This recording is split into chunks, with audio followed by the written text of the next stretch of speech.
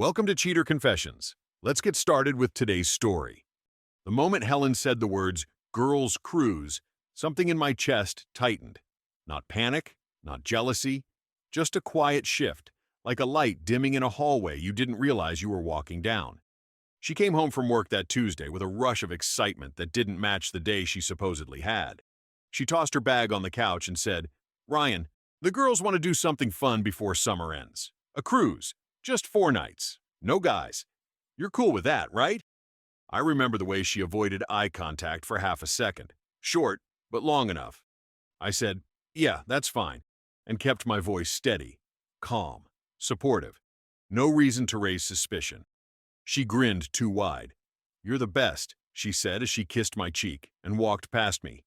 Too light on her feet. Too cheerful for someone who hates boats. That night she packed early.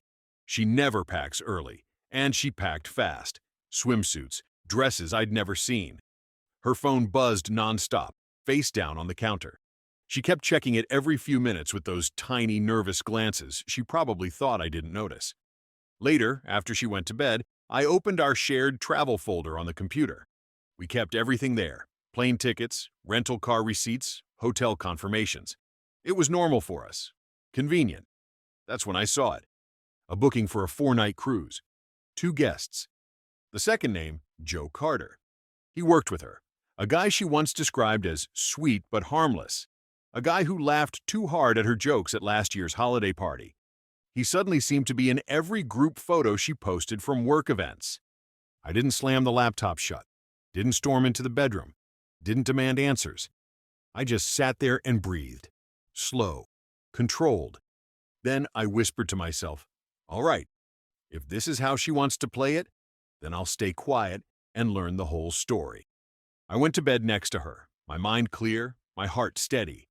Because anger is loud, but truth is silent before it hits. The morning of the cruise felt too calm. Helen woke up humming, which she never did. Her smile looked glued on, stretched just a little too far. "Can you drive me to the port?" she asked lightly, tossing her hair over her shoulder like she was in a commercial. "Of course," I said. My voice didn't crack. My hands didn't shake. I played my part. On the drive, she kept scrolling on her phone and locking it every few seconds. I watched her reflection in the window, the little smile each time the screen lit up. She thought she'd built a perfect story. She really did. When we pulled up to the drop-off lane, she leaned over, kissed me longer than usual, and said, "Don't miss me too much." I forced a grin. "I'll try not to fall apart." She laughed, grabbed her luggage, and walked toward the entrance. I waited until her figure blended into the crowd. Then I pulled the car into a far corner of the parking structure and shut off the engine. Patience is a powerful thing when you're not the one lying. After 20 minutes, passengers started gathering at the check-in lines. Families, couples, groups of friends, all buzzing with vacation energy. Then I saw her, Helen, standing near a pillar, checking her phone again. And that's when he walked up. Joe Carter. He rolled a carry-on beside him and wore a shirt I'd seen once on her Instagram. She'd liked that photo. He greeted her with a smile that wasn't friendly. It was too familiar. Helen touched his arm. Quick, thoughtless. A gesture you don't do with someone who's harmless. They walked toward the security line together, side by side, laughing about something. My heartbeat didn't speed up. My chest didn't tighten. Watching them, everything inside me finally went silent, like my mind had switched from confusion to clarity. No confrontation, no shouting match, no pointless questions. Just confirmation. I sat there a long moment, then whispered, "Okay, now I know." I drove home with one intention: to figure out the cleanest, quietest way to hit back. Not with noise, with precision. When I arrived, I didn't pace around. I didn't stare at the wall, wondering why she'd chosen him. I already understood everything I needed to understand. Instead, I sat down at the kitchen table, opened my laptop, and searched the cruise line's website. I wanted to know exactly what I could send to the ship and how fast they delivered. Turns out, they offered all kinds of things for special surprises. Chocolate boxes, flowers, champagne, even private cabin messages. Perfect. I called the cruise line's guest services. A woman with a warm, polite voice picked up. "Thank you for calling Ocean Horizon Cruises. How may I help you today?" I said, "Hi, I want to arrange something special for my wife. She's sailing with you right now." My tone was soft, steady, the voice of a man who adored his wife. "Of course," she said. "What would you like to send?" "A bottle of champagne," I replied. She asked for the guest's name and cabin number. I already had it from the booking she accidentally left in our shared folder. "Helen Baker, cabin 12A." "Oh, lovely," the woman said. "Would you like to add a message?" I paused just long enough to sound thoughtful. "Yes, please write this exactly." I read it slowly. "Helen, enjoy the cruise. Tell Joe I said hello. Ryan." There was a short silence on the line. I could tell she didn't know what to make of it, but she kept her tone professional. "Certainly, sir. We'll deliver it this evening." When I hung up, I leaned back in my chair and let out a slow breath. But I wasn't finished. I opened Helen's cloud account, the one she'd forgotten I still had access to, and scheduled an email. The same message, same wording.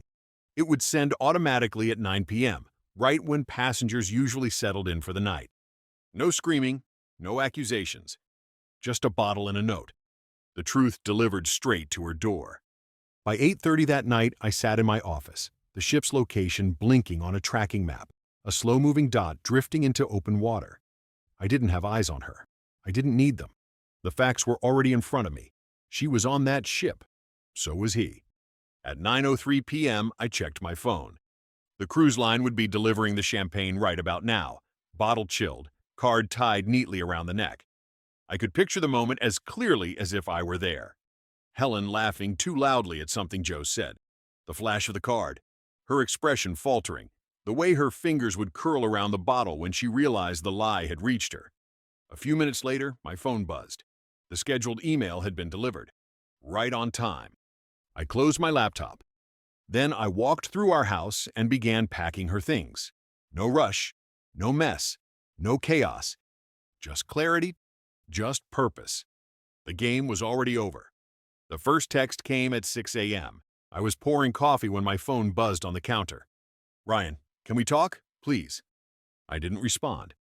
By the time I finished half the cup, 5 more messages came in. "It's not what you think. Joe booked last minute." The note was cruel. "You embarrassed me. Call me now." Not a word about lying. Not a word about cheating. Just panic about being exposed. I put the phone face down and continued boxing her things. Clothes first, then shoes, then makeup. I cleared our bathroom shelf, the dresser drawer, every trace of us from the walls. No yelling, no dramatics, just quiet removal. Around noon, I got a message from Killian, my closest friend. "Man, Helen called me. She's losing it. Wants to talk to you."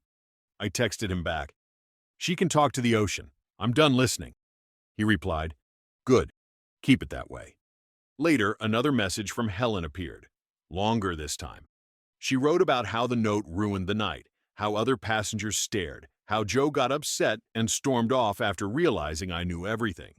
She ended with, "You didn't have to humiliate me like this." That line told me everything. She wasn't sorry for what she did. She was sorry the mask slipped. I stayed the course. I met with a divorce lawyer that same afternoon. Straightforward conversation. No rage, no bitterness, just facts. The lawyer asked, "Do you want to wait until she gets back to speak with her?" "No," I said. "I'm finished with talking. I want the cleanest, fastest path forward." And that was that. Helen's world was cracking, and I wasn't lifting a finger. The silence was doing the work for me. Helen came back earlier than planned. I knew she would. When people lose control of a lie, they rush home trying to fix something that's already gone. She didn't text me ahead of time. She didn't call. She just showed up. I wasn't there. She arrived to find the driveway empty. On the front door, she could see the boxes, clean, organized, lined up by the wall. Everything that belonged to her sat waiting. Nothing thrown, nothing damaged, just sorted out of my life. On top of the largest box was a single envelope with her name on it. My handwriting. Straight, controlled, no anger in the ink. Inside, the letter was simple. "Helen, the truth reached me long before you did. Take what belongs to you. Leave the rest. Ryan." No threats, no insults, no second chances. I watched the whole scene from my car across the street. I stayed far enough that she wouldn't notice me, but close enough to see the moment she realized she'd lost something she thought she controlled. After 20 minutes, she walked out, carrying a single box pressed to her chest. That's all she took. The rest meant nothing to her without control attached to it. When she reached her car, she finally called me. The screen lit up with her name. I answered. Her voice cracked immediately. Ryan, please, we need to talk. I said, there's nothing left to talk about. Can you just let me explain? No, I said calmly. You already explained everything when you boarded that ship with him. She started crying, but I didn't let her continue. Helen, you lied. Repeatedly. I'm not arguing about this. I'm moving on. And I hung up. No shaking hands. No doubt. Just quiet certainty. She stayed in her car for a long time after that. Then she drove away slowly, like she no longer belonged on the road at all. The chapter had closed, clean, sharp, and final.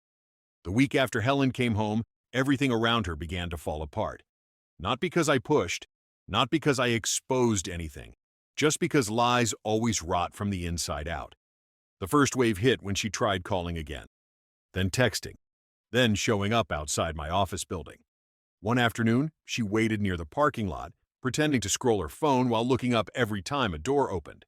She looked smaller than before. Tired eyes, messy hair, someone who hadn't slept since the ship docked. I didn't go out through the main doors. I used the side exit. I wasn't avoiding her out of pettiness. I was protecting the peace I'd finally earned. That evening, she sent another message. I'm falling apart, Ryan. Please, talk to me. I didn't respond. A few days later, Killian sent me a text. She told people it was all a misunderstanding. No one's buying it. Her fallout kept growing. Word at her workplace spread. People avoided her in meetings, stepped around her in the hall, stopped inviting her to anything. Joe's wife found out too.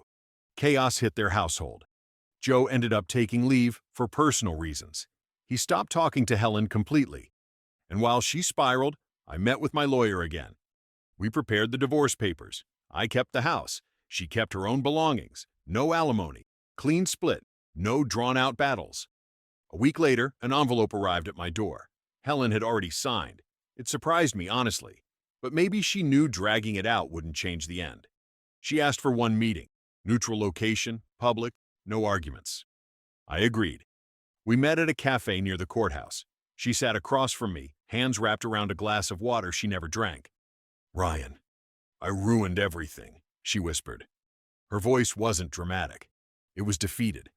I nodded once. You did. I wasn't thinking. I didn't mean. You meant it, I said quietly. Maybe you regret it now, but you meant it when you chose him. Her eyes filled, but I didn't reach across the table. That part of me was gone. I'm sorry, she finally said. I accept that, I replied.